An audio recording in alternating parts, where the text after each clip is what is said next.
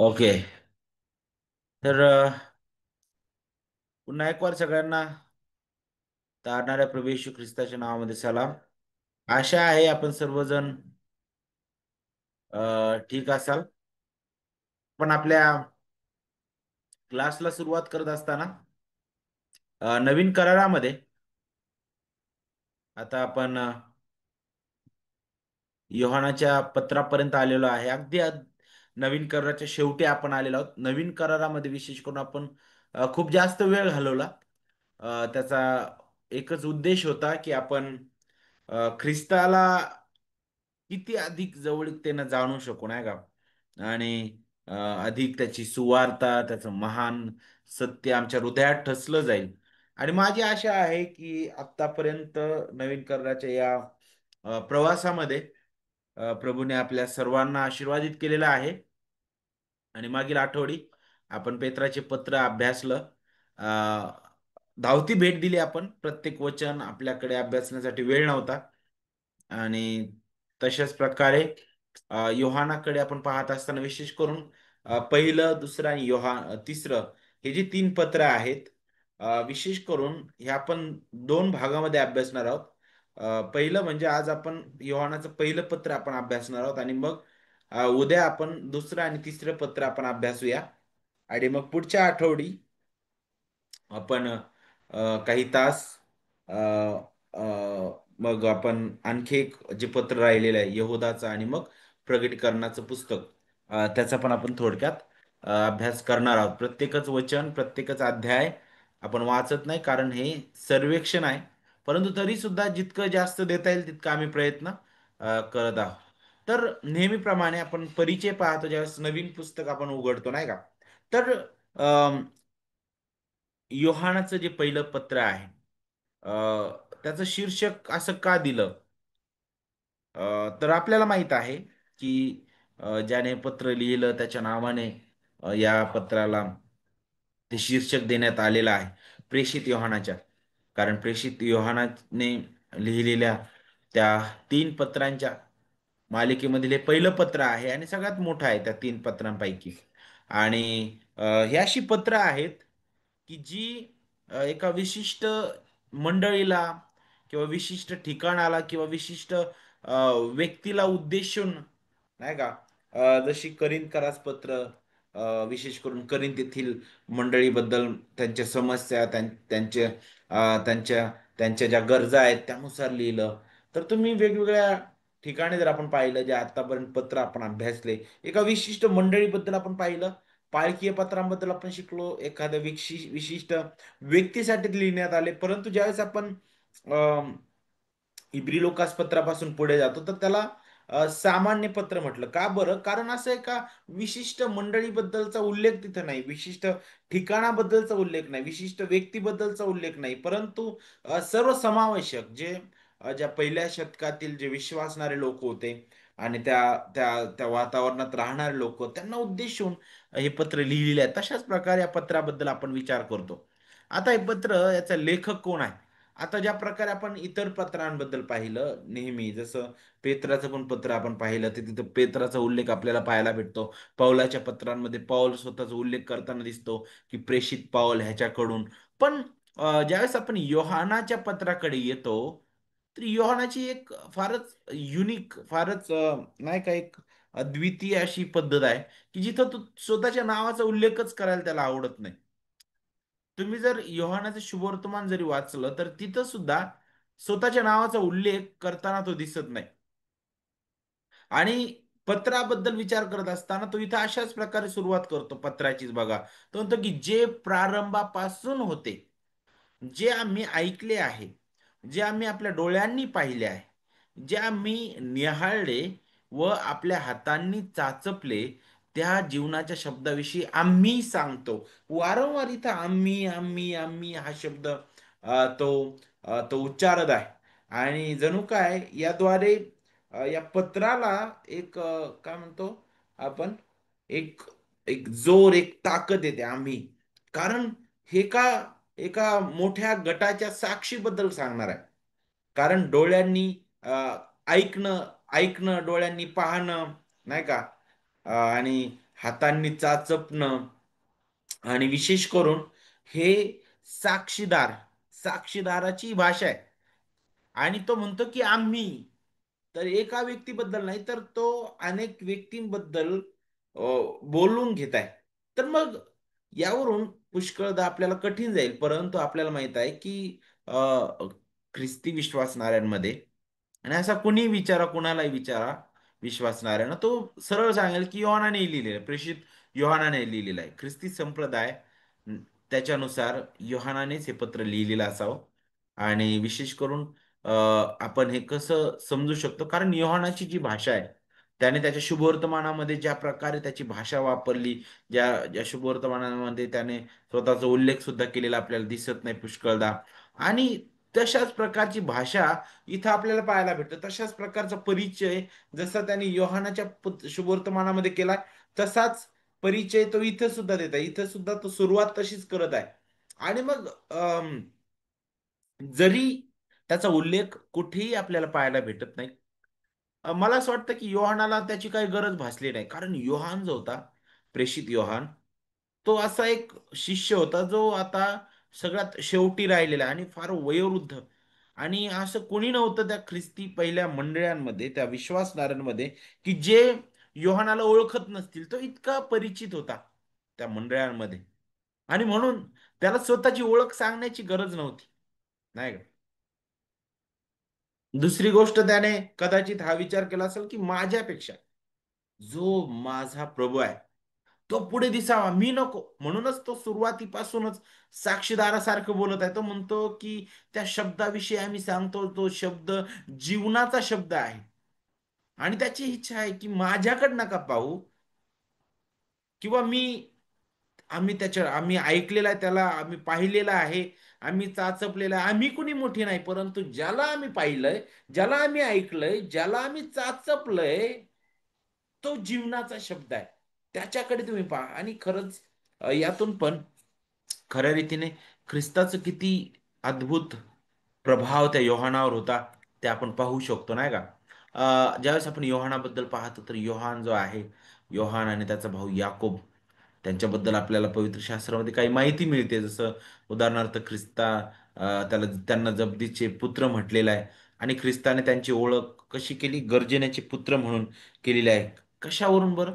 त्याच्याबद्दल आपल्याला जास्ती माहिती पाहायला भेटत नाही, परंतु ज्यावेळेस आपण लोकऋषी वर्तमान आपण वाचतो, नाही का, त्यावेळेस आपल्याला थोडीशी आयडिया येते की जिथं एक वेळ असं होतं की प्रभू येशू ख्रिस्त यरुशलेमेकडे जाण्या अगोदर त्याने शिष्याना त्या शमरोनातून जाताना सांगितलं की आम्हाला इथं राहायचं आहे, आणि जाऊन तुम्ही तिथं विचारपूस करा. त्यावेळेस त्यांना तिथं विरोध झाला.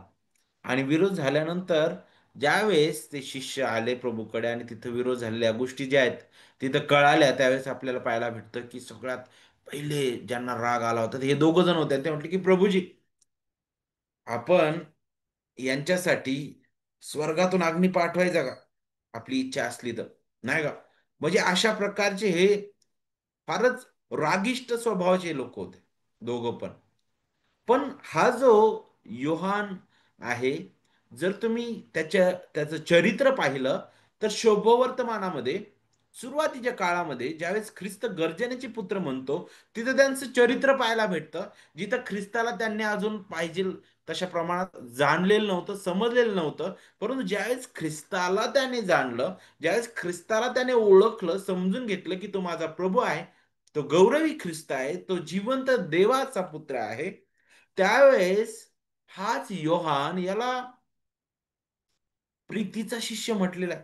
कारण प्रेमाबद्दल सगळ्यात जास्त लिहिणारा हाच आहे. इतका प्रेमळ म्हटलेला आहे, इतका प्रेमळ हृदयाचा त्याला म्हटलेला आहे. तर किती अद्भुत बदल घडून येतो बघा. जो सगळ्यात रागिष्ट, त्याचा कसा बदल होतोय बघा त्याच्या जीवनातला. तर योहान जो आहे, तो प्रभू येशू ख्रिस्ताच्या अगदी जवळचा असा होता शिष्यांपैकी, इतर शिष्यांपैकी. जसं पेत्र याकोबासोबत, योहान, पेत्र आणि याकोब हे अगदी जवळचे होते. कारण प्रत्येक गोष्टीमध्ये तिघ जण समोर असायचे ख्रिस्तासोबत आपल्याला पाहायला भेटतात. आता का प्रभू येशू ख्रिस्त या तिघांना वारंवार सोबत घेऊन जायचा, नाही का? अं, तर मला असं वाटतं की जे योहान इथं लिहित आहे, त्याचीच एक प्रतीती आपल्याला त्याद्वारे सुद्धा मिळू शकते आणि इतर प्रेषितांतून सुद्धा आपल्याला ते मिळेल. कारण हे आखोदेखी साक्षी होते. यांनी पाहिलं ते प्रभूला, यांनी चाचपलं, यांनी ऐकलेलं आहे. ऐका आणि त्याची ते साक्ष देत आहेत. आणि ते तेही साक्ष देत असताना ते म्हणतात, की आमची इच्छा आहे की तुम्ही सुद्धा त्यामध्ये सहभागी व्हावं. आता या 3 पत्रांसोबतच आपल्याला पाहायला भेटतं, की त्याने शुभवर्तमान सुद्धा लिहिलेलं आहे. आणि त्या शुभवर्तमानाबद्दल आपण अगोदरच शिकलेलो आहे. आणि शुभवर्तमानामध्ये त्याने स्वतःची ओळख ज्यावर येशूने प्रीती केली नाही का तो शिष्य अशा प्रकारे त्याने केलेली आहे. आणि तो शेवटच्या भोजनामध्ये प्रभूच्या कुशीवर टेकलेला आपल्याला दिसतो. जर तुम्ही ते 13वा अध्याय, 19वा अध्याय आणि 20वा अध्याय जर पाहिला तर ती जवळीकता किती अद्भुत आहे पाहायला शिकेला आपल्याला पाहायला भेटल. त्यानंतर प्रगटीकरणाचं पुस्तक सुद्धा योहानानेच लिहिलेलं आहे. आता पहिलं जे पत्र आहे हे कधी लिहिलं? आता या पत्राची अचूक तारीख ठरवणं जरा कठीण आहे. अम, कारण असे काहीतरी ऐतिहासिक संकेत या पत्रामध्ये नमूद करण्यात आलेले नाहीत. जसे तुम्ही इतर पत्रांबद्दल जर आपण पाहिलं तर तिथून आपल्याला काही संकेत पाहायला भेटतील. उदाहरणार्थ जर इब्री लोकास पत्र तुम्ही वाचलं तर तिथं तुम्हाला मंदिराबद्दल, तुम्हाला तिथं अर्पणाबद्दल, याजकांबद्दलचे संकेत पाहायला भेटतात. आणि त्यावरून हे पाहायला भेटेल आपल्याला थोडेसे अंदाज येईल की त्या काळापर्यंत कदाचित अजून यरूशलेमेचं मंदिर जे आहे ते नष्ट झालेलं नव्हतं नाही का. आणि म्हणून ते अर्पण ह्या सर्व गोष्टी तोपर्यंत चालू होत्या नाही का. आणि लोकांसाठी ते सगळ्यात मोठी गोष्ट होती. ते अर्पणांकडेच पाहत होते अजून. म्हणूनच इब्री लोकास पत्रकर्ता काय म्हणतो की अंतिम जे अर्पण आहे ख्रिस्त तो एकदाच अर्पला गेलेल्या सर्वकालिकतेमध्ये बरोबर. आता आपल्याला अर्पणांची गरज नाही म्हणतो म्हणतो बकऱ्याच्या आणि बैलाच्या त्या रक्ताने आपली शुद्धी होत नाही म्हणे नाही का. तर तशाच प्रकारे ऐतिहासिक किंवा इतर कोणते असे संकेत या पत्रामध्ये आपल्याला पाहायला भेटत नाही. परंतु पहिल्या शतकाच्या शेवटच्या टप्प्यात कुठंतरी योहानाने पत्र लिहिलं असावं.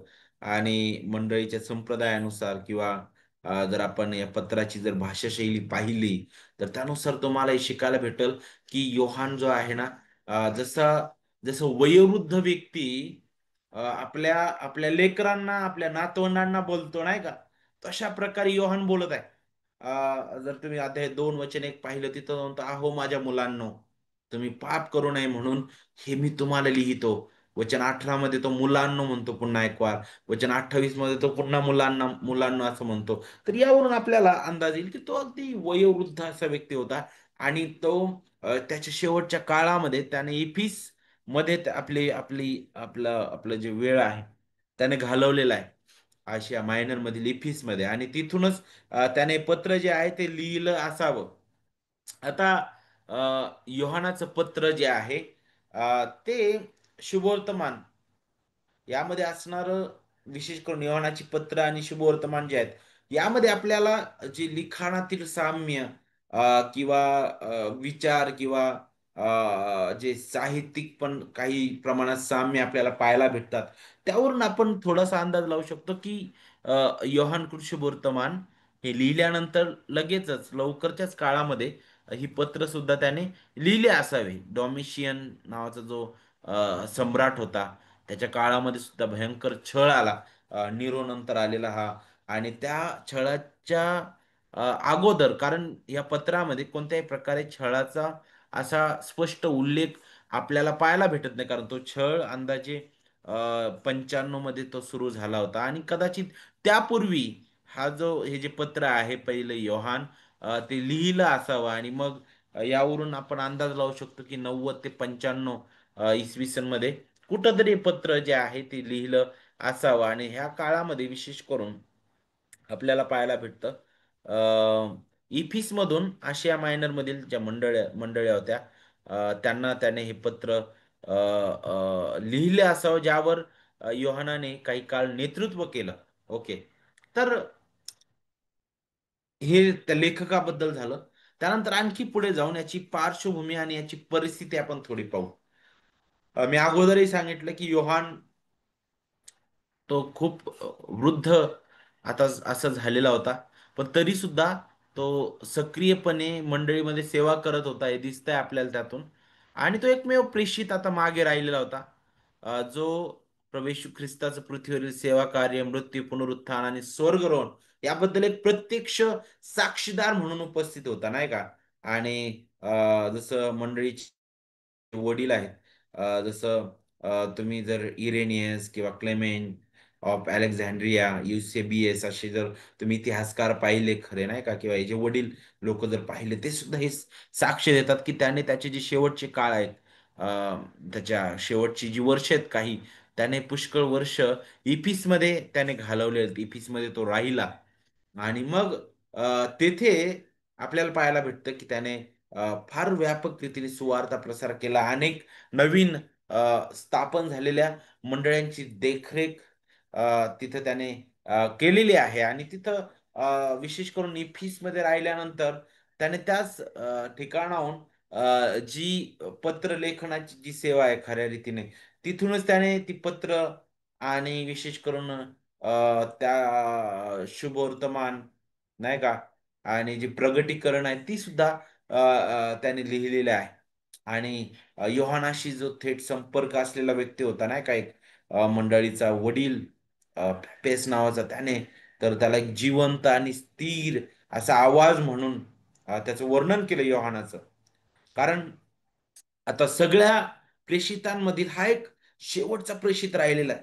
आणि तो अगदी प्रखरतेने त्याचा आवाज इतका जणू काय गुंगत आहे, इतका सगळीकडे, नाही का, फैलावत आहे.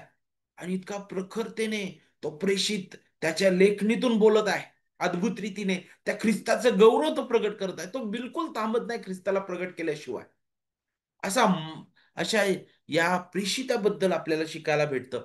आणि विशेष करून आपण पाहतो की हा जो प्रेषित आहे, त्याचं त्याच्याबद्दल अ, फारच गंभीर विचार केला जायचा मंडळीमध्ये. आणि लोक त्याच्यासाठी ऐकण्यासाठी नेहमी आतुर असायचे. अनेक जण प्रभू येशूचा प्रत्यक्ष अनुभव असलेल्या योहानाचा ऐकण्यासाठी उत्सुक होते, नाही का? आणि जसं आपण पाहतो की का बरं मग योहान जो आहे ते पत्र लिहित आहे, त्याचं एक पहिलं कारण आपण थोडं समजून घेऊ शकतो. उदाहरणार्थ, जर तुम्ही प्रेषितांची कृत्य जर 20वा अध्याय वाचला, जर 28 पासून जर पुढे जर वाचलं, 20वा अध्याय आणि 28 पासून पुढे बघा, जिथं आपल्याला काही गोष्टी पाहायला भेटतात. विशेष करून इफिस मधून ज्यावेळेस पाऊल जो आहे, आता त्याला तिथून जायचं होतं, नाही का? आणि त्यावेळेस त्याने इफिस मधील, सॉरी, मंडळीच्या वडिलांना बोलवून घेतलं. आणि त्यांना बोलवल्यानंतर त्यांच्या सोबत तो बोलत आहे. आणि त्यांच्यासोबत बोलत असताना त्याने पुढे काय सांगितले बघा. त्याने काही गोष्टी सांगितल्या. त्याने वचन 28 मध्ये सांगितलं, तुम्ही स्वतःकडे व ज्या कळपात पवित्र आत्म्याने तुम्हाला अध्यक्ष करून ठेवले त्या सर्वांकडे लक्ष द्या, यासाठी की देवाची जी मंडळी त्याने आपल्या रक्ताने स्वतःकरिता मिळवली, तिचे पालन पोषण तुम्ही करावे.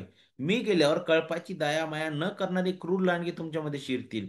हे मी जाणून आहे, नाही का? तुमच्या पैकी काही माणसे उठून शिष्यांना आपल्या मागे ओढवून घेण्यासाठी विपरीत गोष्टी बोलतील. ओके. म्हणून मी 3 वर्ष रात्रंदिवस अश्रू गाळत प्रत्येकास बोध करण्यात खंड पडू दिला नाही. ही आठवण ठेवून सावध राहा. अगोदरच पौलाद्वारे हे भाकीत जणू काय करण्यात आलं, बोलण्यात आलेलं होतं. आणि तेच आता इथं घडताना आपल्याला दिसतं. खोटे खोटे शिक्षक, खोटे संदेष्टे उभे राहिलेले आपल्याला त्या मंडळामध्ये दिसतात. आणि ते शिक्षक कुठून येतील म्हणे? मंडळीमधून, तुमच्यामधूनच उभे राहतील म्हणे. आणि ते भौतिक रीतीने भरलेले ते होते. मंडळीला खोट्या शिकवणींनी दूषित करण्यासाठी त्यांनी सुरुवात केलेली होती. आणि मूलभूत जे प्रेषितांचं शिकवण आहे, त्या शिकवणीलाच ते विकृत करत होते, डाग आणत होते. आणि अशा या अ, खोटी खोटी जे शिक्षक होते, अ, त्यांनी एक नवीन कल्पनांचा स्वीकार केलेला होता, जे जे ग्रीक मधून आलेलं शिक्षण होतं, ज्याला आपण ज्ञानवाद म्हणतो, नाही का? जे पूर्ण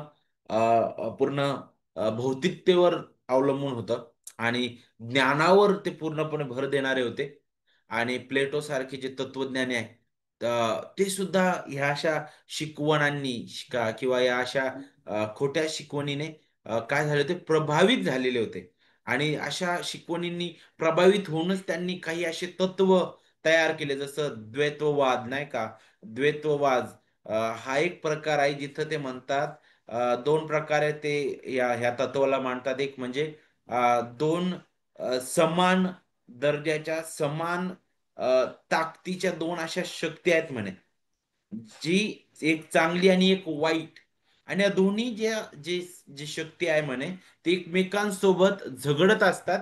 आणि त्या एकमेकांच्या कोणीही एकमेकांच्या वरचढ जाऊ शकत नाही, कारण जितकी जितकी शक्तिशाली ही वाईट शक्ती आहे, तितकीच चांगली सुद्धा शक्ती आहे. आणि दुसरं एक तत्व त्यांचं होतं, ते म्हणजे काय, की भौतिक जे जे पदार्थ, भौतिक जी गोष्ट आहे, ती सर्व वाईट आहे.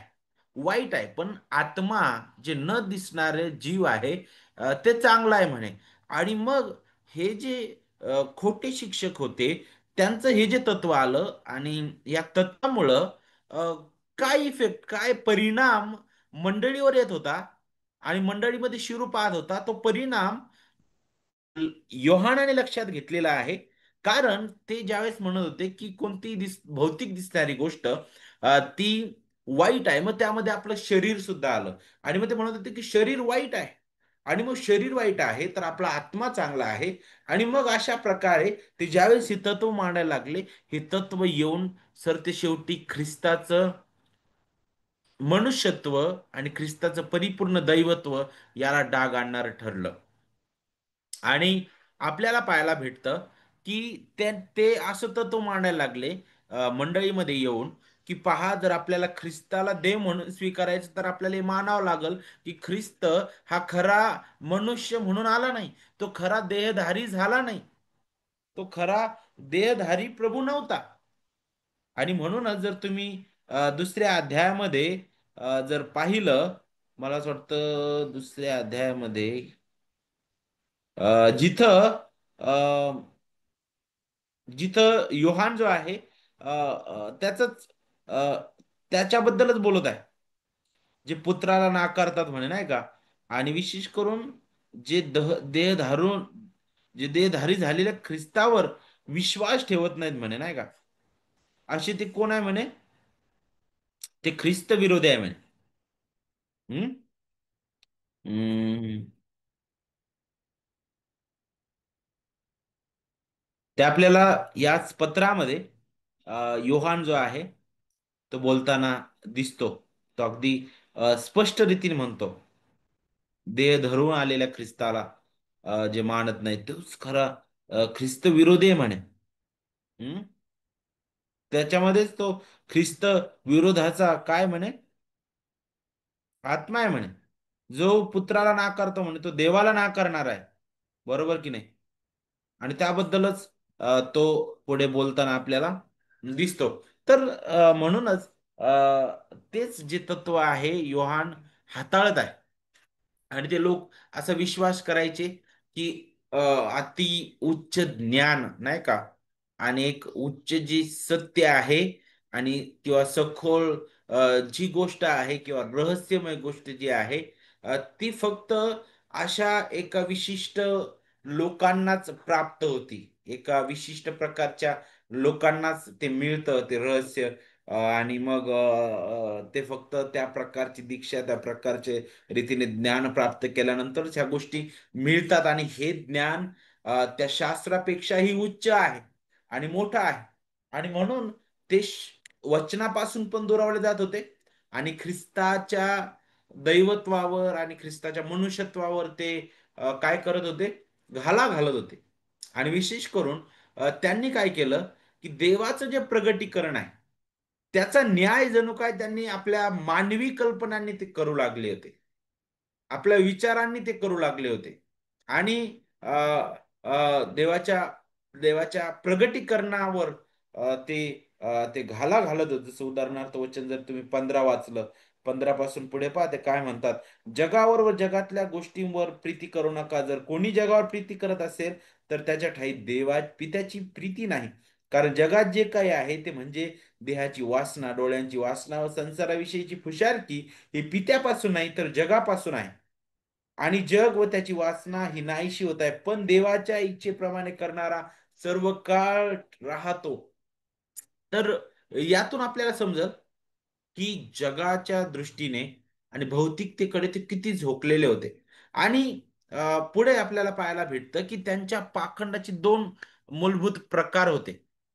त्यातील पहिलं म्हणजे काहींनी काय केलं, असं वक्तव्य केलं किंवा अशी शिकवण द्यायला लागले, जे अगोदरच मी तुम्हाला सांगितले, की प्रभू येशू ख्रिस्ताला भौतिक वास्तविक शरीर नव्हतं. तो देहधारी झालेला नाहीये. आणि तर फक्त तो दिसत होता म्हणे, नाही का? तो फक्त दिसत होता पण ते भौतिक नव्हतं. अशा प्रकारे ते म्हणत होते. आणि हा जो शब्द आहे त्याला डोसिटिझम म्हटलेला आहे. तो ग्रीक शब्दावरून आलेला आहे. तो म्हणजे फक्त दिसणं, याचा अर्थ ते भौतिक असतं असंच नाही असं ते म्हणायचे. तर तो एक भास आहे. ख्रिस्त एक भास होता. तो एक भास होता, अशा प्रकारे ते विचार करत होते. आणि म्हणून ख्रिस्ताचं देहधारी होणं त्याला हे नाकारत होते. आणि फार भयंकर ते होतं. म्हणूनच सुरुवातीपासूनच योहान जो आहे ख्रिस्ताचं देहधारण त्याबद्दल फार गंभीरतेने बोलतो, नाही का? म्हणूनच सुरुवात करतानाच आपण ऐकलं अध्याय 1 आणि वचन 1, 2, 3 मध्ये जिथं तो म्हणतो की आम्ही ज्याला ऐकलेलं आहे, आम्ही ज्याला पाहिलेलं आहे, नाही का? आणि आम्ही ज्याला निहाळलं त्याच्याविषयी आम्ही साक्ष देतो म्हणे. ते जीवन प्रगट झालं ते आम्ही पाहिलेलं आहे. आणि त्याची आम्ही साक्ष देतो म्हणे. ते सार्वकालिक जीवन पित्याजवळ होतं आणि आम्हाला प्रगट झालं. ते तुम्हाला आम्ही कळवतो म्हणून. जे आम्ही पाहिलं, वारंवार वचन 3 मध्ये सुद्धा तो पुन्हा म्हणत आहे. जे आम्ही ऐकलं आणि तुम्हालाही यासाठी कळवते की तुम्हीही आमच्याशी सहभागी व्हावे. आणि आपली सहभागिता तर पित्याबरोबर व त्याचा पुत्र येशू ख्रिस्त याच्या बरोबर आहे. वचन 4, तुमचा आनंद पूर्ण व्हावा म्हणून आम्ही हे लिहितो म्हणे. आणि याच्याही पलीकडे जाऊन अध्याय 4 आणि वचन 2 मध्ये तो तोच मुद्दा स्पष्ट करतो. देवाचा आत्मा तर यावरून ओळखावा, देह धरून आलेल्या येशू ख्रिस्ताला जो जो आत्मा कबूल करतो तो तो देवापासून आहे. वचन 3, जो जो आत्मा देह धरून आलेल्या येशू ख्रिस्ताला कबूल करत नाही तो तो देवापासून नाही. हाच ख्रिस्त विरोधकाचा आत्मा आहे. तो येणार आहे हे तुम्ही ऐकले आहे आणि तो जगात आताही आहे. काय आहे सुवार्तेचं पूर्णत्व? पूर्ण सुवार्ता काय आहे? त्या सुवार्तेमधून तुम्ही एकही भाग जर काढला तर ती सुवार्ता काय म्हणू शकतो आपण, अपंग असल्यासारखी, दुर्बल सुवार्ता ती होईल. कारण ख्रिस्ताची सुवार्ता त्यामध्ये सगळ्यात महत्वाची गोष्ट असं कोणतंच नाही की म्हणू शका अरे त्याचा जन्म जो आहे कुमारिकेच्या द्वारे तो इतका महत्वाचा नाहीये. किंवा त्याने केलेली सेवा, त्याने केलेलं आज्ञापालन ते इतकं महत्वाचं नाही. किंवा मी असं म्हणेल की मी त्याच्या कुमारीद्वारे जन्म त्यावर विश्वास ठेवतो. मी त्याचं जीवन, त्याचं आज्ञापालनाचं जीवन त्यावर मी विश्वास ठेवतो. त्याचा मृत्यू त्याच्यावर विश्वास ठेवतो, पण त्याच्या मी पुनरुत्थानावर विश्वास ठेवत नाही. किंवा मी त्याच्या स्वर्गारोहणावर विश्वास ठेवत नाही. किंवा मी त्याचं आत्ताचं स्वर्गातील जे राज्य आहे त्यावर मी विश्वास ठेवत नाही. किंवा त्याचं पुन्हा येणे यावर विश्वास, कोणतेही भाग जर तुम्ही बाजूला केली तरी ती सुवार्ता जी मुख्य सुवार्ता आहे ती तुम्ही अपंग किंवा दुर्बल करणारे ठरता. आणि इथं तर ख्रिस्ताच्या मनुष्यत्वावर, ख्रिस्ताचं देहधारी होणं त्यावरच भयंकर घालण्यात येत होता. आणि म्हणूनच आपल्याला पाहायला भेटतं की सुरुवातीच्या प्रारंभिक परंपरेनुसार आणखी एक दुसरा मुद्दा होता पाखंडाचा. तो म्हणजे काय बरं? त्याचं जे नेतृत्व आहे आणखी एका व्यक्तीने केलं, सेरिन्थस नावाच्या. तो व्यक्तीने असा युक्तिवाद केला की ख्रिस्ताचा जो आत्मा आहे तो बाप्तिस्म्याच्या वेळी त्याच्या मानवी शरीरावर त्या येशूवर उतरला म्हणे. तो आत्मा ज्यावेळेस ख्रिस्त वधस्तंभावर गेला त्या वधस्तंभावर जाण्या अगोदर त्याला सोडून गेला होता. आणि मग योहान ते सुद्धा लक्षात ठेवतो. आणि योहान 5व्या अध्यायामध्ये तो मुद्दा हाताळतो. वचन 6 म्हणतो की जो पाण्याच्या द्वारे व रक्ताच्या द्वारे आला तो हाच म्हणजे येशू ख्रिस्त पाण्याने केवळ नव्हे तर पाण्याने व रक्ताने आला. आत्मा हा साक्ष देणारा आहे, कारण आत्मा सत्य आहे म्हणे. कारण की स्वर्गात साक्ष देणारे तिघे आहेत, पिता, शब्द आणि पवित्र आत्मा, आणि तिघेही एक आहेत. आणि मग तेच तेच सत्य योहान इथं मांडण्याचा प्रयत्न करत आहे. एकतर त्याचं परिपूर्ण मनुष्यत्व त्याबद्दल तो बोलतो, आणि इकडं इकडं दुसरा जो मुद्दा ते हाताळत होते, जे दुसरं पाखंडी मत येत होतं की नाही, देवाच्या आत्म्याने त्याला तिथं सोडून दिलं. पण नाही, तो काय दाखवत आहे इथं, की तो परिपूर्ण देव म्हणून त्रैक देव कधीच आपल्या त्यांच्या सहभागितेमधून सुटलेला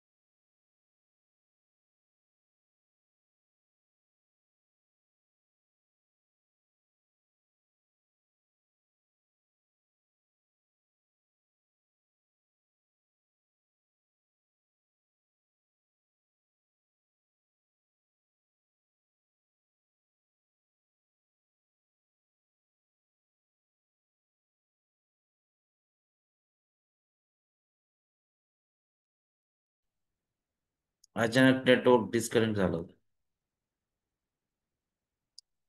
ओके. तर त्यांचे जे पाखंडी जे विचार होते.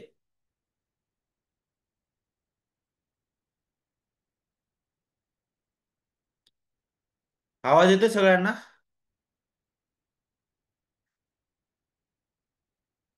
हॅलो, हॅलो, आवाज येतोय? ओके. ओके. हा. ओके. तर त्यांचे जे हे जे पाखंडी जे मत होते, ते ख्रिस्ताच्या मनुष्यत्वावर हल्ला करणारे ते होते. आणि त्यामुळं काय होत होतं माहितीये का, की खऱ्या रीतीने एक ख्रिस्त एक भास नाही का, एक भास होता. तो खरंच देहधारी झाला नाही. तो मनुष्य म्हणून आला नाही, नाही का. असा असा विचार अनेक ठिकाणी त्या काळामध्ये सुद्धा व्हायला लागला होता. आणि आता सुद्धा अनेक जे पाखंडी मत आहेत, त्यामध्ये तुम्हाला या गोष्टी पुष्कळ ठिकाणी पाहायला भेटतील. पण ज्यावेळेस ख्रिस्ताचं देह धारण आपण नाकारतो, ख्रिस्ताचा कुमारिकेच्या द्वारे जन्म, त्याचं त्याचं येणं, त्याचं जगणं आणि त्याचं वधस्तंभावरील कार्य, अगदी त्या कार्यावर सुद्धा आपण घाला करणारे आहोत. जर आपण त्याच्या त्याच्या देहधारणेचा नकार करतो, तर आपण देवाच्या क्रोधाखाली आहोत भयंकर रीतीने. कारण सुवार्तेचा हा एक मजबूत पाया आहे. ख्रिस्ताचे या भूतलावर येणं तुमच्यासाठी आणि माझ्यासाठी आहे. का बरं तो आला? का बरं तो जगला? का बरं त्याला आपल्यासारखं होणं गरजेचं होतं? जर त्याचं जर आपल्याला मोल समजून घ्यायचं आहे, तर इब्री लोकास पत्र करता अध्याय 2 वचन 14 ते 17 मध्ये तो म्हणतो की ज्या अर्थी मुले एकाच रक्त माणसांची होती, त्या अर्थी तोही त्यांच्यासारखा रक्त माणसाचा झाला. हेतू हा की मरणावर सत्ता गाजवणारा म्हणजे सैतान, त्याला मरणाने शून्यवत करावे. हे कसं शक्य झालं असतं? जर तो आत्मिक आहे, जर तो देहधारीच झाला नाही, तर तो कसा मरण पावला असता? नाही. तो प्रायश्चित्त कसा करू शकला असता? नाही. म्हणूनच ख्रिस्ताचं येणं हे तितकंच गरजेचं होतं. त्याचं मनुष्यत्व तितकं गरजेचं होतं. कारण त्याच्यामुळे आपण देवासमोर स्वीकारले गेलेलो आहोत. कारण ख्रिस्ताच्या जगण्याने, ख्रिस्ताच्या आज्ञा पालनामध्ये आम्ही वाचलेलो आहोत. आमच्यावर जो देवाचा क्रोध होता, आमच्यावर जो जो भयंकर जे पापाचं वेतन होतं आमचं मरण, ते कधीच आमच्यावरून टळलेलं नव्हतं. आणि या भूतलावर असा कोणताच व्यक्ती नव्हता जो रक्त मांसाने जन्मलेला आहे, जो जो स्वतःच रक्त सांडून स्वतःच्या आत्म्याचा बचाव करू शकेल, स्वतःचा बचाव करू शकेल. आणि म्हणून खुद्द देवाला देहधारी व्हावं लागलं. ख्रिस्ताची देहधारणा तितकी महत्वाची आहे. तो देहधारी झाला. कशासाठी? आपल्यासाठी एक बदली अर्पण व्हावं म्हणून. नाही का? एक देवाच्या समोर स्वीकारणीय असं अर्पण त्याने व्हावं. त्या वधस्तंभावर खऱ्या अर्थाने ख्रिस्ताने दुःख सहन केलेलं आहे. पवित्र शास्त्र वारंवार ख्रिस्ताच्या देहधारणेवर परिपूर्ण मनुष्यत्वाबद्दल आपल्याला मार्गदर्शन करतं, वारंवार आपल्याला सांगतं. नाही का? त्याची तो आपल्यासारखा वाढला म्हटलेला आहे. आणि अगदी स्पष्ट लोकांस पत्र करता आपल्याला सांगतो, आपल्यासारखा तो रक्त मांसाचा झाला. जसे आपण वाढतो नाही का, तशाच प्रकारे तो वाढला. सगळ्या परीक्षेतून, सगळ्या सगळ्या त्या मोहातून, सगळ्या त्या दुर्बलतेतून, शारीरिक सगळ्या स्थितीमधून तो गेलेला आहे. तो आपल्या बंधूसारखा झालेला आहे. पहा, आपल्या बंधूसारखं होणं अगत्याचं होतं, यासाठी की लोकांच्या पापाबद्दल प्रायश्चित्त करण्याकरिता त्याने स्वतः देवासंबंधीच्या गोष्टींविषयी दयाळू व विश्वसनीय प्रमुख याजक व्हावं गरजेचं होतंय. आपण कधीच टिकाव धरू शकलो नसतो देवासमोर.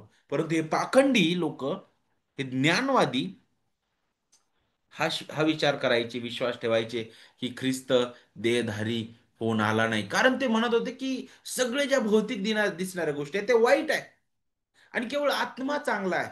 आणि जर आम्ही म्हटलो की ख्रिस्त देहधारी झाला, तो शरीरात आलेला आहे, तर याचा अर्थ मग असा होईल की मग तो पापी आहे. आणि अशा प्रकारे पाखंडी मत पुढे जाऊन अगदी ख्रिस्ताच्या त्या निर्दोषतेवर, ख्रिस्ताच्या पावित्र्यावर सुद्धा घाला घालणारं होतं. नाही का? भयंकर होतं. आणि मग पुढे जाऊन हेच ज्ञानवादी लोकांनी आणखी एक कल्पना उदयास आली त्याद्वारे, की शरीर वाईट आहे, आत्मा चांगला आहे, आणि म्हणूनच काय करणं गरजेचं आहे? या शरीराला कठोर जे ताडण आहे ते करणं गरजेचं आहे. मग त्यामध्ये आपण तपस्या किंवा काहीतरी आपण करू की ज्यामुळं कठोर आपल्याला शरीराला जितकं आपण वेदना देऊ, शरीराला जितकं आपण त्रासातून नेऊ, तितकं आपल्यासाठी चांगलं आहे. कठोरतेने नाही का, कलसेमध्ये तोच प्रॉब्लेम होता. आणि याही पलीकडे ते आणखी असा एक विचार करायला लागले की अरे, मग शरीर जर वाईट आहे आणि आत्मा जर चांगला आहे, तर शरीराने केलेलं पाप जे आहे त्याचा परिणाम कोणत्याही प्रकारे आत्म्यावर होणार नाही. म्हणून चला पापात आपण आपलं जीवन जगूया. आणि मग काही जणांनी, विशेष करून जे प्रेषित योहानाचे विरोधक होते, त्यांनी असा निष्कर्ष काढला की भौतिक शरीरामध्ये केलेलं जे पाप आहे त्याने काहीच फरक पडत नाही. मग ते अनैतिकतेमध्ये वाढायला लागले आणि घाणेरड्या कृत्यांमध्ये ते अधिक अधिक रमायला लागले ते. आणि म्हणूनच योहान अध्याय 1 मध्ये वचन 8 ते 10 मध्ये म्हणतो की आपल्या ठाई पाप नाही असे जर आपण म्हणत असलो, तर आपण स्वतःला फसवतो आणि आपल्या ठाई सत्य नाही. नाही का? जर आपण आपली पापी पदरी घेतली, तर तो विश्वसनीय व न्यायी आहे म्हणून आपल्या पापांची क्षमा करेल व आपल्याला सर्व अनितीपासून, अनितीबद्दल तो बोलत आहे, अनितीपासून शुद्ध करेल म्हटलेलं आहे. आपण पाप केले नाही असे जर आपण म्हटले तर आपण त्याला लबाड ठरवतो आणि त्याचे वचन आपल्या ठायी नाही म्हणे. पाहिलं? ही परिस्थिती होती. हे पाखंडी जे चुकीचं शिकवण आलं त्यामुळे या गोष्टी चालू होत्या. आणि एवढंच तिथंच ते थांबले नाही, तर ते पुढे जाऊन देवाच्या नियमांकडे सुद्धा दुर्लक्ष करायला लागले. देवाच्या वचनांना सुद्धा ते उलथडून टाकायला लागले. आणि म्हणूनच पुढे जाऊन अध्याय 3 वचन 4 मध्ये योहान म्हणतो पहिल्या पत्रामध्ये, जो कोणी पाप करतो तो स्वैराचार करतो, कारण स्वैराचार काय आहे? पाप स्वैराचार आहे. आपल्या मनाने जसं मला वाटतं, जसं माझं मन फिरतं हवेप्रमाणे, त्या प्रकारे मी वागतो. मला वचनाशी काही घेणं नाही. देवाचं वचन काय सांगतंय मला ते नको ऐकायला. हेच व्हायला लागलं होतं तिथं. पण पुन्हा एक वार योहान जो आहे देवाच्या वचनाकडे सुद्धा त्यांचं लक्ष वेधून घेतो.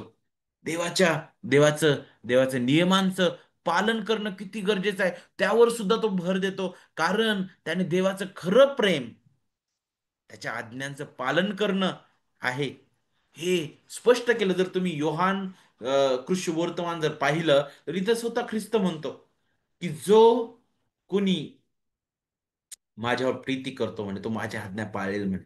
बरोबर की नाही? आणि तशाच प्रकारे तो इथं पण म्हणत आहे अध्याय 5 आणि वचन 3 मध्ये, पहिले योहान मध्ये, की देवावर प्रीती करणं म्हणजे काय? त्याच्या आज्ञा पाळणं होय. आणि त्याच्या आज्ञा कठीण नाहीत म्हटलेलं आहे मोठ्या शिक्षकांमध्ये. आणखी एक गोष्ट काय निर्माण झाली त्यामुळं, हे जे खोटे शिक्षक होते ते जे शिकवत होते गोष्टी, त्यामध्ये त्या मंडळीमधले असे काही विश्वासणारे होते की जे त्यांचं ऐकत नव्हते आणि त्यांची विचारसरणीला नकार देत होते. आणि म्हणून त्यामुळं काय झालं, हे जे खोटे शिक्षक होते ते त्यांचा खूप भयंकर द्वेष करायला लागले. आणि म्हणूनच प्रेमाची कमतरता सुद्धा तिथं दिसायला लागली फीसमध्ये आणि त्या विशेष करून त्या मंडळामध्ये. आणि म्हणूनच अध्याय 3 आणि वचन 10 पासून वचन 18 पर्यंत पुढे तो आपल्याला काही काही गोष्टी आपल्याला तो सांगतो, जिथं तो प्रीतीबद्दल बोलतो. विशेष करून तो म्हणतो वचन 15 मध्ये, जो कोणी आपल्या बंधूचा द्वेष करतो तो नरहिंसक आहे आणि कोणाही नरहिंसकाच्या ठायी सार्वकालिक जीवन राहत नाही म्हणे. किती कठोर हे शब्द आहेत बघा. त्यांनी त्यांचे फसवलेले अनुयायी प्रेषित शिकवणीवर विश्वास राहिलेल्यांच्या संगतीपासून वेगळे केले नाही का, ज्यामुळं योहानाला उत्तर द्यावं लागलं की हे वेगळंपण जे प्रगट झालेलं आहे ते ते म्हणजे हे दाखवत आहे की ते मुळात तारलेलेच नव्हते. म्हणूनच अध्याय 2 वचन 19 मध्ये तो म्हणतो की तो न्याय संपन्न आहे. हे जर तुम्हाला माहित आहे तर जो कोणी नीतीने चालतो तो त्याच्यापासून जन्मलेला आहे हेही तुम्हाला माहित झाले आहे.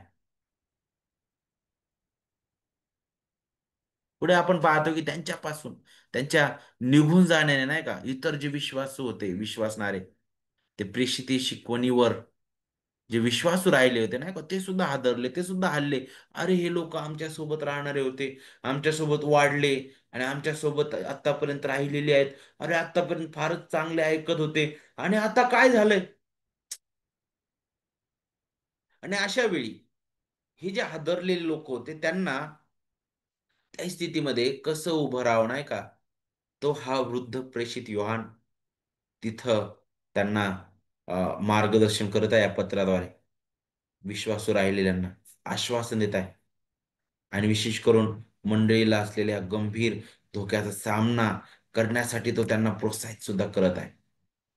अखंड इतकं तीव्रपणे होतं तिथं चालू नाही का, जे फार धोकादायक होतं आणि ज्यामुळं मंडळीला नाही का ते पूर्णपणे डाग आणणार होतं आणि त्याचा परिणाम सुद्धा गंभीर होता.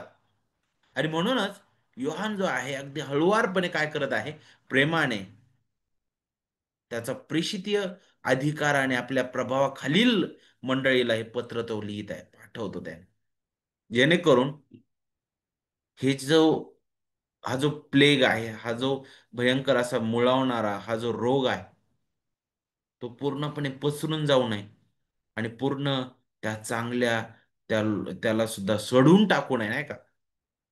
म्हणून आपल्याला ते लिहिताना तो दिसतो.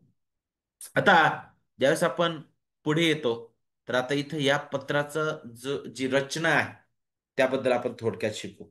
आता ही पार्श्वभूमी झाली थोडक्यात. आता या पत्राची रचना आपण थोडक्यात पाहूया.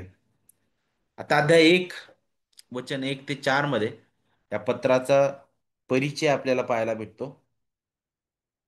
जिथं तुम्ही मी अगोदरपासून आपण वाचत आहोत बघा, जिथे सांगितलं जे प्रारंभापासून होते, जे आम्ही ऐकले आहे, जे आम्ही आपल्या डोळ्यांनी पाहिले आहे, जे आम्ही न्याहाळले व आपल्या हातांनी चाचपले, त्या जीवनाच्या शब्दाविषयी आम्ही सांगतो. ते जीवन प्रगट झाले, ते आम्ही पाहिले आहे व त्याचे आम्ही साक्ष देतो. ते सार्वकालिक जीवन पित्याजवळ होते व आम्हाला प्रगट झाले, ते तुम्हाला कळवतो. जे आम्ही पाहिले आहे व ऐकले आहे, ते तुम्हालाही ह्यासाठी कळवतो की तुम्हीही आमच्याशी सहभागी व्हावे. आपली सहभागिता तर पित्याबरोबर व त्याचा पुत्र येशू ख्रिस्त ह्याच्याबरोबर आहे. तुमचा आमचा आनंद पूर्ण व्हावा म्हणून आम्ही हे लिहितो. आता ही जी प्रस्तावना आहे, ही प्रस्तावना योहान कृष्ण शुभवर्तमानाशी अगदी समान अशी आहे. जसं त्याने शुभवर्तमानाची सुरुवात केली, तशाच प्रकारे या पत्राची सुरुवात सुद्धा तो करताना दिसत आहे.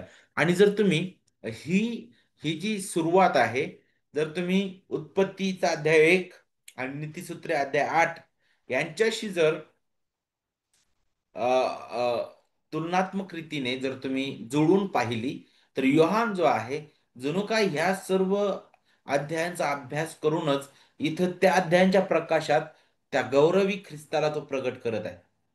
आणि इथं तो त्या जीवनाच्या शब्दाबद्दल बोलत आहे. जो जीवनाचा शब्द प्रारंभापासून होता. प्रारंभापासून देवाजवळ होता म्हटलेला आहे. तो खुद्द देव आहे, ज्याच्या ठायी जीवन आहे.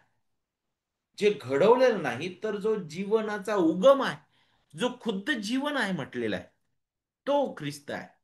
आणि इथं जर तुम्ही देवाबद्दल पाहिलं, तर देव हा जो शब्द आहे, तो पिता आणि पुत्र ह्या दोघांनाही सूचित करणारा शब्द आहे. त्रैक देवाबद्दल अनेक वचनी तो शब्द वापरलेला आहे. हे जीवन त्याचा उगम कुठं आहे? त्या त्रैक देवामध्ये आहे. देव जो पिता, देव जो पुत्र आणि देव जो पवित्र आत्मा. आणि हे आपल्याला अध्याय 1 कडे घेऊन जातो उत्पत्तीच्या. जिथं आपल्याला अगदी स्पष्ट रीतीने शिकवलेलं आहे की प्रारंभी देवाने, प्रारंभी देव, तो त्रैक देव सार्वकालिकतेमध्ये जेव्हा काहीच नव्हतं, तेव्हा त्या ठिकाणी त्रैक देव होता. देवचं पिता, देवचं पुत्र आणि देवचं पवित्र आत्मा.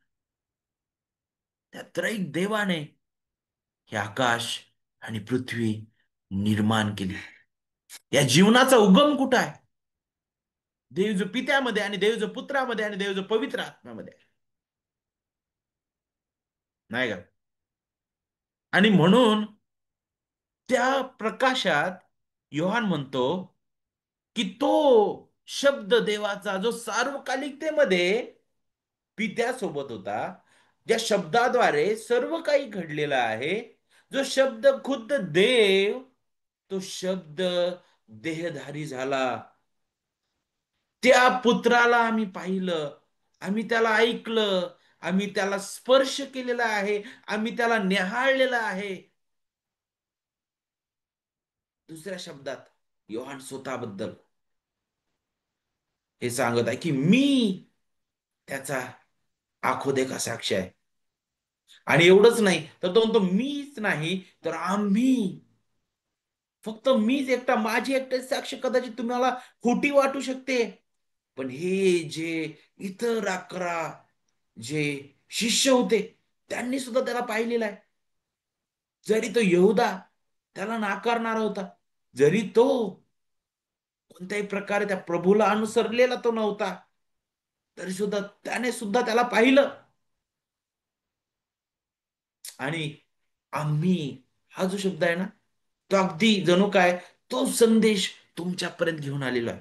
आम्ही जे पाहिलेलं आहे, आम्ही जे ऐकलेलं आहे, आम्ही जे निहाळलेलं आहे, ते आम्ही तुम्हाला सांगत आहे. ही सत्यता आहे.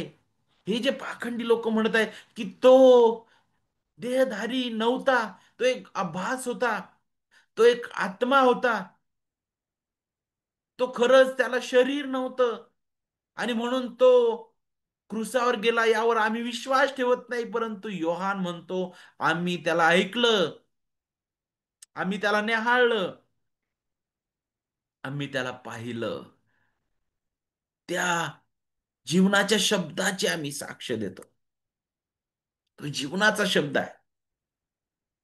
त्याच्या आम्ही साक्षीदार आहोत. आमच्या नेत्रांनी आम्ही त्या प्रभूला पाहिलेला आहे. तो गौरवी प्रभू, जो सार्वकालिकतेमध्ये पित्यासोबत होता, जो एकुलता एक त्याचा, तो गौरवी प्रभू आपलं स्वर्ग, तो गौरव सोडून आपल्यासाठी या भूतलावर आलेला आहे.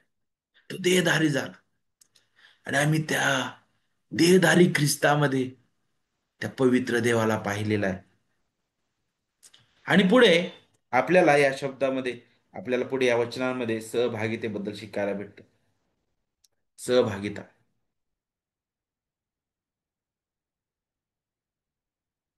जो मूळ शब्द आहे कोयनोनिया, त्यासाठी वापरलेला आहे. म्हणजे त्याचा अर्थ होतो सहभाग किंवा वाटणी, नाही का? जेव्हा प्रेषित जे आहे ते जणू काही एक साक्षीदारासारखे बोलत आहे की येशू ख्रिस्त हा तो खरा देवमानव आहे, नाही का? जो आमच्यासाठी जगला, आमच्यासाठी हा भूतलावर आला. आम्ही स्वतः त्याच्या ताटात जेवलेलो आहोत, आम्ही त्याच्यासोबत राहिलो, आम्ही त्याच्यासोबत त्याला ऐकलेलं आहे.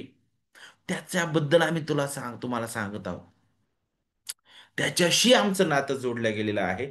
आणि पहा, त्याच्या कृपेने त्याच्याशीच तुमचंही नातं जोडलं गेलेलं, आणि याद्वारे आपण सर्वजण त्या एकाच सहभागितेमध्ये सहभागी आहोत. त्या देवाच्या जीवनामध्ये आपण सगळे त्याच्या कृपेने आलेलो आहोत. किती अद्भुत आहे. पहिला हा जो परिचय आहे, अशा प्रकारे तो सुरुवात करतो. त्यानंतर आता मुख्य भागाला सुरुवात होते. आणि या मुख्य भागामध्ये अध्याय 1 वचन 5 ते अध्याय 3 वचन 10, हा पहिला भाग आहे मुख्य, जिथं तो आता पुढे अम, अम, प्रभू येशूच्या प्रकाशात चालणं काय, त्याबद्दल तो बोलतो, नाही का? तुम्ही जर वचन 5 पासून पाहिलं तो काय म्हणतो? जो संदेश आम्ही त्याच्यापासून ऐकला आहे तो तुम्हाला विदित करतो. तो संदेश हा की देव प्रकाश आहे आणि त्याच्या ठाई मुळीच अंधार नाही. त्याच्याबरोबर आपली सहभागिता आहे. असे जर आपण म्हणत असलो पण अंधारात चालत असलो तर आपण खोटे बोलतो, सत्याने वागत नाही. पण जसा तो प्रकाशात आहे तसे आपण प्रकाशात चालत असलो तर आपली एकमेकांबरोबर सहभागिता आहे. आणि त्याचा पुत्र येशू ख्रिस्त याचे रक्त आपल्याला सर्व पापांपासून शुद्ध करते. किती अद्भुत आहे. त्या प्रकाशात आपण चालतो म्हणजे प्रेषितांचा संदेश काय आहे? तो हाच आहे की ख्रिस्तामध्ये देवाचा प्रकाश प्रगट झालेला आहे. ख्रिस्त हा स्वतः देवाचा प्रकाश आहे. ख्रिस्त स्वतः प्रकाश आहे, जो या अंधकारमय जगामध्ये प्रकाशलेला आहे. जरी अंधकाराने त्याला ग्रासण्याचा प्रयत्न केला तरी तो प्रकाशाला ग्रासू शकला नाही, कारण तो प्रखर प्रकाश आहे. तो तेजस्वी आहे, तो गौरवी आहे, तो पराक्रमी आहे. त्याला कधीच अंधकार ग्रासू शकत नाही.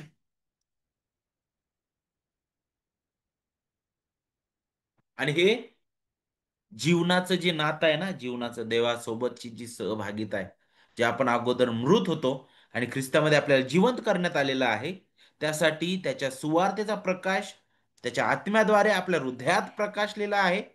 त्याच्याबद्दल सुद्धा आठवण करून देणार आहे.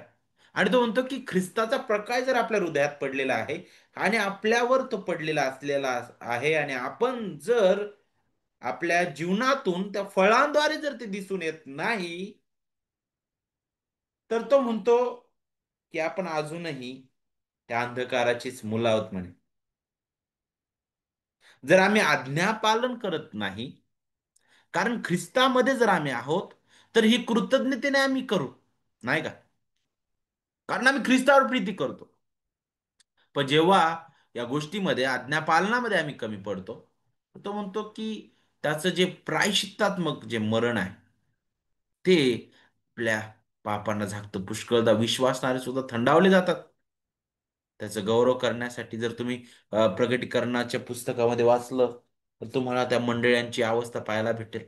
त्यातील एक मंडळी ज्याला कोमट म्हटलेलं आहे, बरोबर की नाही? थंडावलेली अवस्था.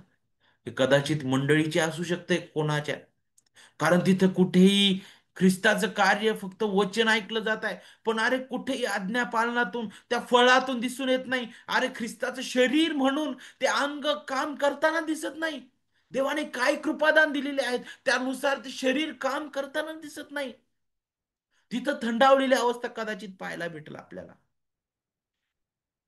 आहे का? किती भयंकर आहे.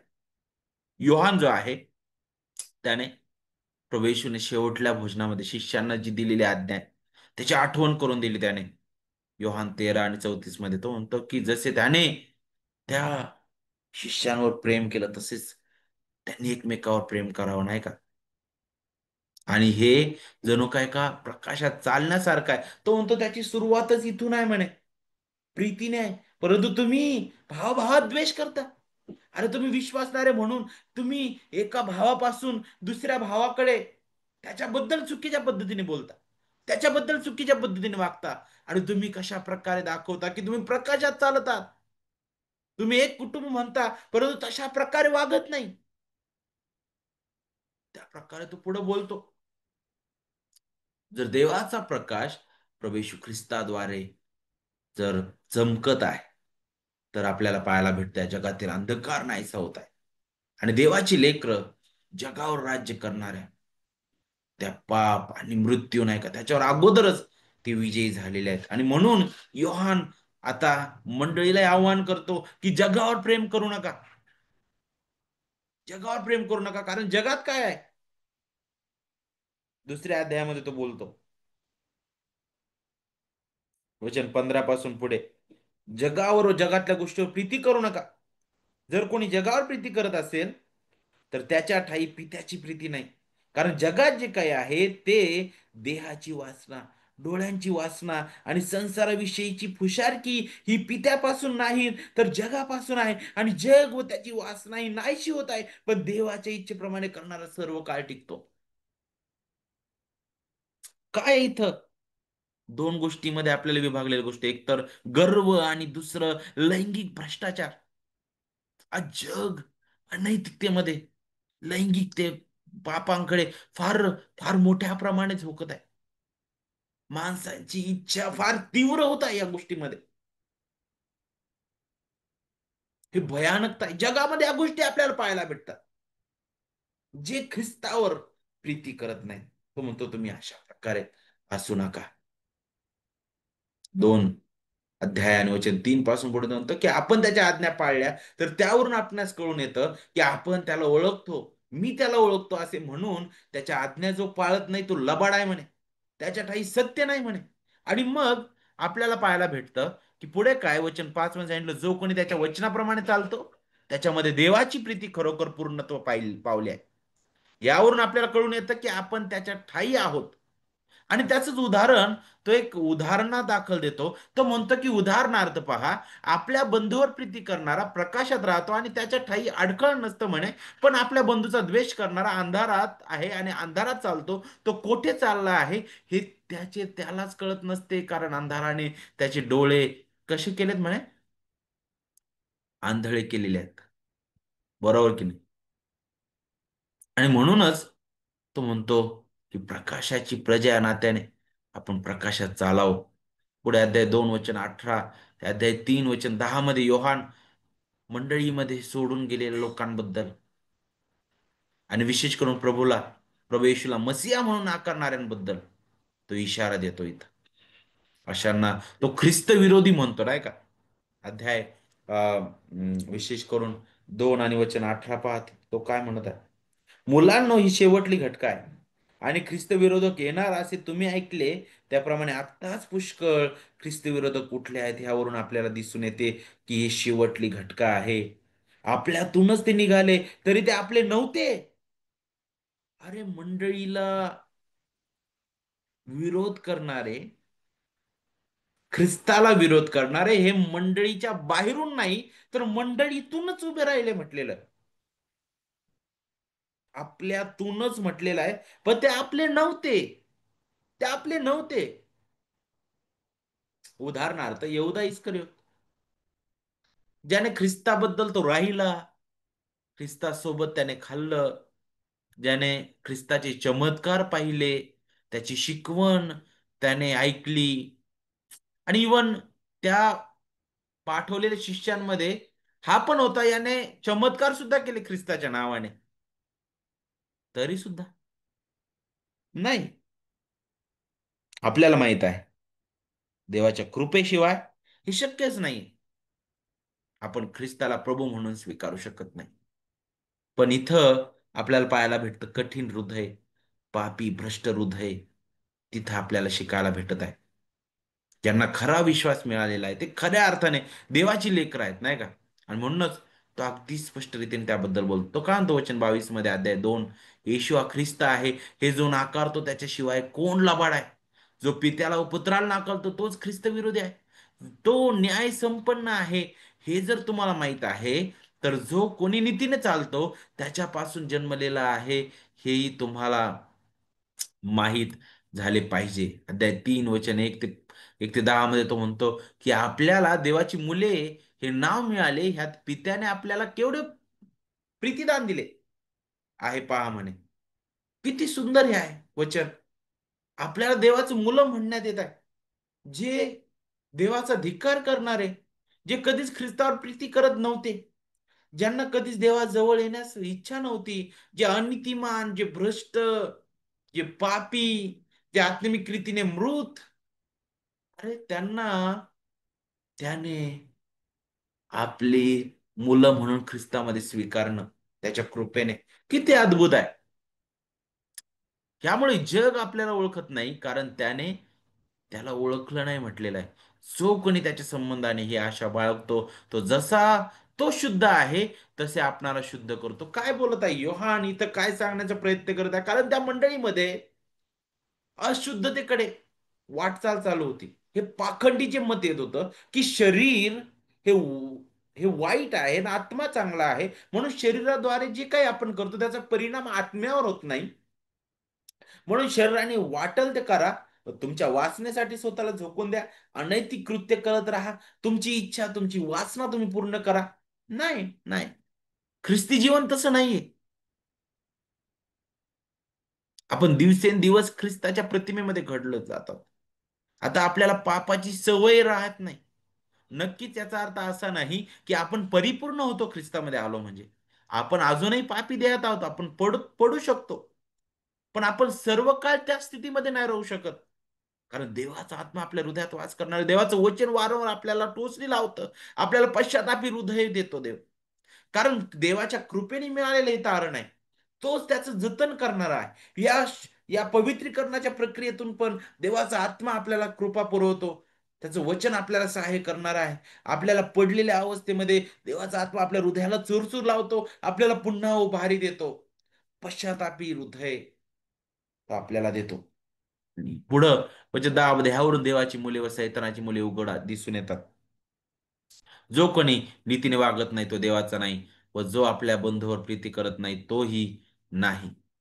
पुढे आणखी दुसरा जो मुख्य भाग आहे तिथं आता तो प्रीतीबद्दल फार वेळ घालवतो. आता अध्याय 3 वचन 11 ते अध्याय 5 17 पर्यंत तो आता देवाच्या प्रीतीबद्दल बोलतो. देव प्रीती आहे. निश्चिताचा जो संदेश आहे तो इथंच पाहायला भेटतो आपल्याला, की देव प्रीती आहे. म्हणून देवाची लेकरं या नात्याने आपणही एकमेकावर प्रीती करावी, आपण द्वेष करू नये. आणि म्हणून इथं तो उत्पत्ती 4 चा संदर्भ घेतो. त्या कायनासारखं आपण होऊ नये, भावाचा द्वेष करणारे, नाही का? तर आपण एकमेकावर प्रीती करणारे असावं. ख्रिस्ती लोकांसाठी हे अद्भुत आहे. प्रेम म्हणजे काय आहे? तर तुम्हाला जर प्रेम पाहायचं आहे तर वधस्तंभाकडे पहा, जिथं पित्याने तुमच्यावर प्रीती किती अद्भुत केली, त्याने आपला प्रिय पुत्र दिला. ख्रिस्ताने किती अद्भुत प्रीती केलेली, त्याने आपलं जीवन तुमच्यासाठी दिलेलं आहे. आपल्यासाठी त्याने आपलं बलिदान दिले, इतरांसाठी. जेव्हा देवाची लेकरं त्यांच्यासाठी प्रभू येशू ख्रिस्ताने केलेलं जे प्रेम आहे त्यावर विश्वास ठेवतात, तेव्हा त्यांचं हृदय आणि त्यांचं मन अगदी बदललेलं आपल्याला दिसतं. म्हणूनच पुढे आपल्याला अध्याय 3 आणि वचन 10 पासून पुढे आपल्याला शिकायला भेटतं की ह्यावरून देवाची मुले आणि सैतानाची मुले उघड दिसून येतात. जो कोणी असे वागत नाही म्हणे नीतीने वागत नाही तो देवाचा नाही. व जो आपल्या बंधूवर प्रीती करत नाही तोही नाही म्हणे. जो संदेश तुम्ही प्रारंभापासून ऐकला तो हाच आहे की आपण एकमेकावर प्रीती करावी. काईन त्या दुष्टाचा होता आणि त्याने आपल्या बंधूचा वध केला. त्यासारखे आपण नसावं. त्याने त्याचा वध कशासाठी केला? कारण कायनाची कृत्य दुष्ट होती आणि त्याच्या बंधूची नीतीची होती म्हटले. ख्रिस्ताने आपल्याकरिता स्वतःचा प्राण अर्पण केलेला आहे. यावरून आपल्याला देवाच्या प्रीतीची जाणीव झाली आहे. तेव्हा आपणही आपल्या बंधू करता स्वतःचा प्राण अर्पण केला पाहिजे. आपली प्रीती कशी आहे? आपली प्रीती उसनवारीसारखी नसावी, नाही का? मग जवळजवळ संसाराची जवळ संसाराची साधने असून वचन 17 मध्ये पहा. व आपला बंधू गरजवंत आहे हे पाहून जो स्वतःला त्याचा कळवळा येऊ देत नाही, त्याच्या ठाई देवाची प्रीती कशी राहणार? त्याने एक उदाहरण दिलं इथं बघा. मुलांनो, आपल्या शब्दांनी आणि जिभेने नव्हे तर कृतीने व सत्याने आपण प्रीती करावी म्हटलेलं आहे. किती व्यवहारिक हा उपदेश आहे बघा.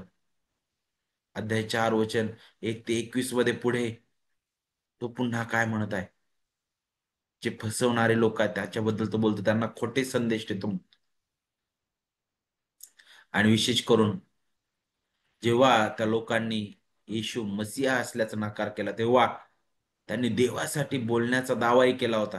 हे लोक म्हणत होते की आमचा जो संदेश आहे तो आम्हाला देवाने दिलेला आहे, हे रहस्य आम्हालाच प्राप्त झालेलं आहे, हे देवाकडून आहे. आणि तुम्ही ऐका, अरे खरंच येशू हा देहधारी नाही, तो फक्त एक भास होता.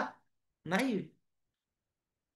म्हणूनच योहान काय म्हणतो अध्याय 4 आणि वचन 1 मध्ये, प्रियजन हो, प्रत्येक आत्म्याचा विश्वास धरू नका, तर ते आत्मे देवापासून आहेत किंवा नाहीत याविषयी त्यांची परीक्षा करा, कारण पुष्कळ खोटे संदेश ते जगात उठले आहेत. उठतील म्हटलेलं नाही, उठले आहेत, आजही आहेत.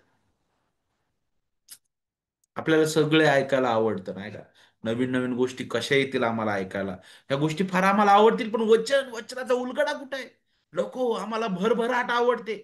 आम्हाला आमच्या आशीर्वादाच्या गोष्टी आवडतात. आम्हाला आमचं समाधान मिळणाऱ्या, आमच्या कानाची इच्छा पूर्ण करणाऱ्या गोष्टी आवडतात. परंतु ख्रिस्त गौरविला कुठे दिसतो? आम्हाला आमच्या पापाची जाणीव कुठे होते? आम्हाला सुधारण्यासाठी कुठे संधी भेटते? नाही. नाही. कारण आम्हाला हे नको ऐकायला. देवाचं वचन हे दुधारी तलवार आहे, हे नको आम्हाला. आम्हाला फक्त ते द्या जे आम्हाला आवडेल. नाही, देवाचं वचन सरळ आहे, स्पष्ट आहे. आणि योहान त्याबद्दल बोलतो. प्रियजन हो, प्रत्येक आत्म्याचा विश्वास धरू नका, तर ते आत्मे देवापासून आहेत की नाही याची परीक्षा करा. देवाचा आत्मा तर ह्यावरून ओळखावा, देह धरून आलेल्या येशू ख्रिस्ताला जो जो आत्मा कबूल करतो तो तो देवापासून आहे. देवाची खरी लेकरं आपले जीवन वधस्तंभावरील प्रभू येशू ख्रिस्ताच्या भोवती केंद्रित करतात. कारण तेथेच आपल्याला देवाचं हृदय दिसतं. वधस्तंभावर देवाच्या सर्वोच्च अगाप्य प्रेमाचं प्रदर्शन आपल्याला पाहायला मिळतं, ज्यामुळं आपल्याला इतरांवर प्रीती कसं करावं त्यासाठी प्रेरणा मिळते, नाही का? जेव्हा तुम्हाला प्रेमाचा हा देव भेटतो, तेव्हा भीती आणि चिंता कायमची दूर होते, नाही का? म्हणूनच अध्याय 4 आणि वचन 10 मध्ये पुढे काय म्हटलंय? प्रीती म्हणावी तर हीच, आपण देवावर प्रीती केली नाही, तर त्याने तुमच्या आमच्यावर प्रीती केली आणि तुमच्या आमच्या पापांची प्रायश्चित्त व्हावे म्हणून स्वपुत्राला पाठवले. प्रियजन हो, देवाने जर आपल्यावर अशा प्रकारे प्रीती केली, तर आपणही एकमेकावर प्रीती केली पाहिजे. देवाला कोणी कधीही पाहिलं नाही. आपण एकमेकावर प्रीती करत असलो तर देव आपल्या ठाई राहतो आणि त्याची प्रीती आपल्या ठाई पूर्णत्व पावली आहे. प्रीतीच्या ठाई भीती नसते. इतकेच नव्हे तर पूर्ण प्रीती भीती घालून देते. भीतीमध्ये शासन आहे आणि भीती बाळगणारा प्रीतीमध्ये पूर्ण झालेला नाही. पहिल्याने त्याने आपल्यावर प्रीती केली म्हणून आपण त्याच्यावर प्रीती करतो. हे कसं आहे माहिती आहे का? त्याने आपल्यावर प्रीती केली म्हणून आपण त्याच्यावर प्रीती करतो आणि आपण त्याच्यावर प्रीती करतो म्हणून आपण एकमेकावर प्रीती करू. मी देवावर प्रीती करतो असे म्हणून जर कोणी आपल्या बंधूचा द्वेष करेल तर तो लबाड आहे. कारण डोळ्यांपुढे असलेल्या आपल्या बंधूवर जो प्रीती करत नाही त्याला न पाहिलेल्या देवावर प्रीती करता येणं शक्य नाही. जो देवावर प्रीती करतो त्याने आपल्या बंधूवरही प्रीती करावी, ही त्याची आपल्याला आज्ञा आहे. ख्रिस्ताने स्वतः सांगितलं माहिती आहे आपल्याला. सर्वात मोठी आज्ञा काय? देवावर प्रीती कर आणि त्याच्यानंतर त्याच्यासारखी दुसरी काय? जशी आपणावर तशी आपल्या शेजाऱ्यावर प्रीती कर. पुढे अध्याय 5 वचन 1 ते 17 मध्ये, जेव्हा तुम्ही तुमच्यावरील देवाच्या प्रेमाच्या अथांग खोली पाहता तेव्हा त्याचं प्रेम तुमच्या संपूर्ण जीवनाचा आधार बनतं. हे प्रेम वधस्तंभावरील प्रभू येशू ख्रिस्तावर विश्वास ठेवण्यामुळे आणि जो आत्मा व प्रेषित दोघांनी दिलेल्या देवाच्या साक्षीवर विश्वास ठेवण्यामुळे येतं. जेव्हा देवाचं प्रेम तुम्हाला कवटाळतं तेव्हा ते अनंत काळचं जीवन उघडतं. हा जगात जगण्याचा एक मार्ग आहे, एक जीवनशैली आहे जी देवाच्या जीवनाने आणि प्रेमाने ओतप्रोत भरलेली आहे, जी आता सुरू होते आणि अनंत काळापर्यंत सार्वकालिकतेपर्यंत चालते. किती अद्भुत आहे. आणि शेवटच्या भागामध्ये अध्याय 5 वचन 18 ते 21 मध्ये तो आणखी एक शेवटचा मुद्दा हाताळतो. हा शेवटचा मुद्दा बोलून आपण पुढे थांबणार आहोत. देव आणि प्रभू येशू ख्रिस्त एकच आहे. जो कोणी देवापासून जन्मलेला आहे, जो कोणी देवापासून जन्मलेला आहे, तो पाप करत नाही, हे आपल्याला ठाऊक आहे. जो देवापासून जन्मला तो त्याला सुरक्षित, म्हणजे कोण? ख्रिस्त त्याला सुरक्षित ठेवतो आणि त्या दुष्टाचा संपर्क त्याला होत नाही. आपण देवापासून आहोत हे आपल्याला ठाऊक आहे. सगळे जग त्या दुष्टाला वश झाले आहे. आता आपण त्याच्या हाती नाही, कारण आपण देवाचे लेकर आहोत ख्रिस्तामध्ये, आहे का नाही? आणि वचन 20 आपल्याला काय सांगतं त्याकडे आपण थोडक्यात लक्ष देऊ. वचन 20 मध्ये सांगितलं आपल्याला ठाऊक आहे की देवाचा पुत्र आला आहे आणि जो सत्य आहे त्याला ओळखण्याची बुद्धी त्याने आपल्याला दिली आहे. जो सत्य आहे त्याच्या ठाई म्हणजे त्याचा पुत्र येशू ख्रिस्त याच्या ठाई आपण आहोत. काय आहे? ख्रिस्तासोबतची सहभागिता. आपण त्याला ओळखतो, आहे का? इथं ओळखणे हा जो शब्द आहे ना, तो अनुभवाद्वारे मिळालेल्या ज्ञानासाठी जो शब्द वापरला तशाच प्रकारचा शब्द वापरला. येशूला आपण अशाच प्रकारे ओळखावं अशी त्यांची इच्छा आहे. कशाद्वारे? कृतीतून ते दिसतं. पण ज्यावेळेस आपण अध्याय 5 आणि वचन 20 जर तुम्ही पूर्ण वाचलं, तिथं काय सांगितलंय? जो सत्य आहे त्याला ओळखण्याची बुद्धी त्याने आपल्याला दिलेली आहे. पुढे आपल्याला हे स्पष्ट होतं की ती ओळखण्याची बुद्धी कुणी दिली? त्याने दिलेली आहे. येशूने आपल्यामध्ये केलेलं कार्य आपल्याला ती समज देते आणि त्याला ओळखण्याची आणि त्याच्यामध्ये असण्याची क्षमता ते देतं. ही सहभागितेची सततची जीवनशैली आहे, ज्यासाठी योहानाने आपल्याला अध्याय 1 आणि वचन 3 मध्ये आमंत्रित केलं, नाही का? की समज त्याने आपल्याला दिलेली आहे. ते आपण स्वतःहून मिळवू शकत नाही. जर देवाने स्वतःला आपल्याला प्रगट केलेलं नसतं तर आपल्याला तो कधीच सापडला नसता. आपण त्याला कधीच ओळखू शकलो नसतो. कारण त्याने स्वतःला आपल्याला प्रगट केलेला आहे. म्हणून इतर कोणत्याही मार्गापेक्षा देवाने स्वतःला त्याच्याद्वारे ख्रिस्तामध्ये प्रगट केलेला आहे, जो खरा आहे. त्याचा पुत्र प्रभू येशू ख्रिस्तामध्ये आपण त्या जिवंत देवाला पाहतो आणि म्हणून येशू ही सर्वांची गुरुकिल्ली आहे, केंद्रबिंदू आहे. म्हणून येशू ख्रिस्ताकडे आपण पाहतो तिथं आपल्याला पूर्ण देव पण पाहायला भेटतं. त्याचं व्यक्तित्व, देवाचा स्वभाव आपल्याला ख्रिस्तामध्ये पाहायला भेटतो. म्हणूनच पुढे वचन 20 त्याचा शेवटचा भाग सांगितलाय, हाच खरा देव आणि सार्वकालिक जीवन आहे. येथे योहान आपल्याला सांगत आहे की येशू कोण आहे? तो एक केवळ मनुष्यच नाही, तो मनुष्य आहे नक्कीच परिपूर्ण, परंतु केवळ मनुष्यच नाही तर तो परिपूर्ण देव सुद्धा आहे. तो खरा देव मानव आहे, जो स्वतः सार्वकालिक जीवन आहे. तो सार्वकालिक जीवन देणारच नाही, तर तो खुद्द सार्वकालिक जीवन आहे, नाही का? म्हणून इथं आपल्याला समजणं गरजेचं आहे की तो हे सांगत आहे की येशू ख्रिस्त हा असा देव आहे जो देव मानव आहे. परिपूर्ण देव आणि परिपूर्ण मनुष्य, 100% देव आणि 100% मानव. आणि हे दोन्ही स्वभाव एकमेकांना विरोध न करता अगदी त्या एकाच अ, व्यक्तीमध्ये आपल्याला पाहायला भेटतात. देव, मानव, पूर्णपणे देव आणि पूर्णपणे मानव. दोन्ही स्वभाव एकमेकांना विरोध न करता ख्रिस्तामध्ये वास करताना आपल्याला दिसतात. त्याबद्दल बोलत असताना जॉन स्टॉट म्हणतात की हाच खरा देव आणि सार्वकालिक जीवन आहे. हे वचन अशा प्रकारे आहे जे नवीन करारातील प्रभू येशू ख्रिस्ताचं दैवत्व नाही का त्याचं सर्वात स्पष्ट विधान आहे म्हणे. आणि याचा उपयोग ॲरियसनी ज्यावेळेस पाखंड केला नाही का त्यावेळेस ऑर्थोडॉक्सच्या समर्थकांनी केलेला होता याच वचनाचा उपयोग. पुढे काय सांगितलंय? शेवटचं वचन अध्याय 5 आणि वचन 21, मुलांनो तुम्ही स्वतःच मूर्तींपासून दूर राखा. योहानाचं पत्र संपवण्याचा हा एक विचित्र मार्ग वाटू शकतो आपल्याला. अरे का असं? इतर पत्रांचे तर शेवट फार वेगळ्या पद्धतीने, पण इथं अगदी शेवटच असं म्हटलं की स्वतःच मूर्तींपासून दूर राखा म्हटलेलं आहे. तर मग काय आहे? देवाबरोबरच्या संगतीचा शत्रू म्हणजे मूर्तीपूजा. खोट्या देवाला स्वीकारणं आणि खऱ्या देवाच्या खोट्या कल्पनांना स्वीकारणं नाही काय भयंकर आहे. योहानाने हे पुस्तक आपल्या काळात अनेक जण जे शिकवत असलेले जे खोटे धोके होते, खोटे जे चुकीचे शिकवण होते, त्यांना लक्षात ठेवून त्याने लिहिलेला आहे. आणि तो अशा प्रकारे समारोप करत आहे इथं. आणि विशेष करून ज्यावेळेस तो मूर्ती म्हणतो इथं, तर केवळ ते पुतळाच नाही, तर आपल्याला पाहायला भेटतं अशी कोणतीही गोष्ट जी देवाची जागा घेणारी आहे. मग ते काही असू शकतं, आपली धन दौलत असू शकतं. जुन्या करारामध्ये नवीन करारामध्ये एक उदाहरण आपण पाहतो ते श्रीमंत तरुणाचं, जो ख्रिस्ताकडे आला होता नवीन सार्वकालिक जीवन मिळावं म्हणून काय करावं त्यावेळेस ख्रिस्तान ज्यावेळेस त्याला बोललं सर्व सोडून दे माझ्या मागे, त्यावेळेस तो नाही केला. कारण त्याच्यासाठी देव त्याची संपत्ती होती. काही असू शकते ती मूर्तीपूजा नाही का. लोभ ही मूर्तीपूजा आहे म्हटलेल्या देवाच्या वचनात. आणि म्हणून अशा काही गोष्टी असू द्या त्यापासून दूर राहा म्हटलेलं आहे. दूर राहा म्हटलेलं आहे. आणि आपलं स्वतःचं रक्षण करा. देवासाठी नेहमी जगायला शिका. आज्ञाधारक असा आपण प्रार्थना करू. प्रभू अण्णा पुष्कळ वेळा यामध्ये पडलेला आहोत. प्रभू आमची दयनीय अवस्था आम्ही जाणतो.